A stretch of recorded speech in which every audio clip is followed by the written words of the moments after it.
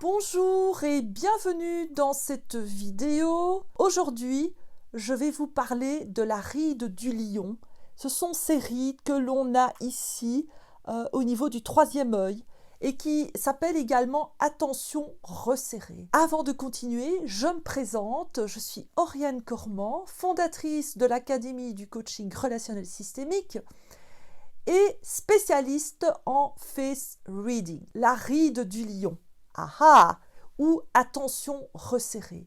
Il faut savoir que ces 51 traits viennent de la structure-fonction qui est une approche de la morphopsychologie qui a été développée aux États-Unis et qui a sélectionné 51 traits qui ont été testés sur plus de 1000 personnes. Et ce sont d'ailleurs ces 51 traits qui ont été gardés car c'était ceux qui étaient les plus précis.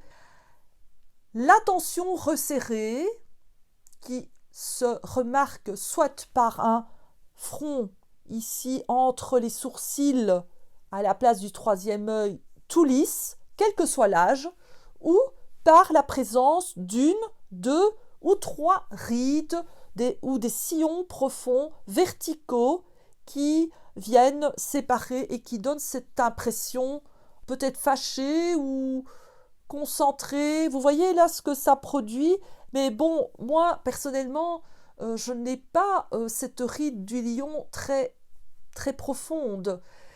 Il y a des personnes qui peuvent l'avoir et je vais vous expliquer ce que cela fait, surtout quand on est coincé, comme nous le sommes en ce moment, dans nos familles, dans notre couple, dans nos foyers, ou avec nos colocataires, ou avec nos parents, avec des personnes que nous aimons, mais avec qui c'est pas toujours facile.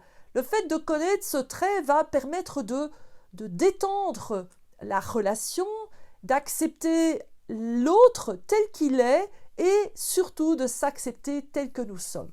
Dans cette approche de la structure-fonction, nous avons toujours des types A et puis des types C et puis l'entre-deux, ce sont les types B. Alors le type A ici, dans ce trait, eh bien, ne présente aucune ride. Il a le front tout lisse. Ce sont des personnes qui sont par nature instinctives. Ce qui les intéresse, c'est de prendre du bon temps, c'est de profiter de la vie, c'est de s'amuser, c'est de suivre leur instinct. Alors que les types C sont concentrés non pas sur le quoi, mais sur le comment. Le comment fait-on les choses? Alors que les types A, eux, ce qu'ils recherchent, c'est du résultat et que ça se passe bien et de suivre leur instinct. Les types C vont pas suivre leur instinct, ils vont suivre la méthode et surtout leur méthode. Alors imaginez un peu les tensions que cela peut créer entre les parents et les enfants parce que les enfants sont généralement type A et même les adolescents. Mais petit à petit, suite à une éducation exigeante, suite à des contraintes de la vie, le type C va se développer. Et le type C est généralement construit sur base des expériences du passé, alors que le type A, il est simplement naturellement comme ça. Je crois que c'est très rare de voir des bébés ou des enfants avec des rides du lion. Ah, n'est-ce pas, ce serait vraiment bizarre. Eh bien, c'est ça. Les enfants, eh bien, ce qu'ils veulent, c'est faire les choses, c'est obtenir un résultat et suivre leur intuition, leur instinct. Et les parents, très souvent, ils ont dû construire leur expérience, ils ont dû construire leur manière de faire basée sur les expériences et parfois sur les contraintes, qu'elles soient venues des parents ou de l'école. Les parents ont construit leurs exigences à partir des exigences que l'on a eues à leur égard.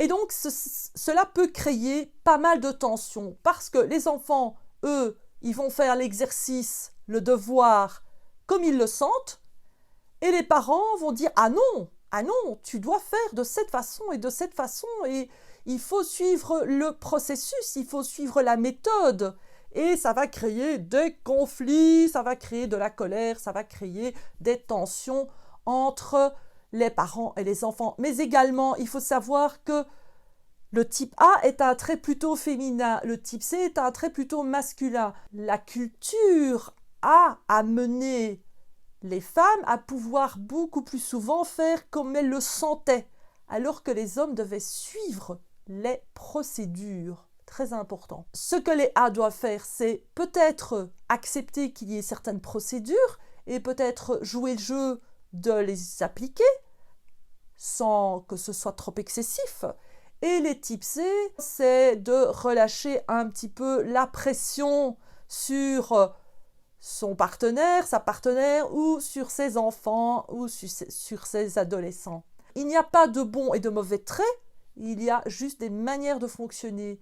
Donc, acceptez l'autre tel qu'il est, acceptez-vous tel que vous êtes, comprenez que les types C ont besoin de suivre les procédures, la méthode, le comment, même si ce comment a été inventé de toutes pièces par cette personne, alors que les types A ont besoin de suivre leur instinct.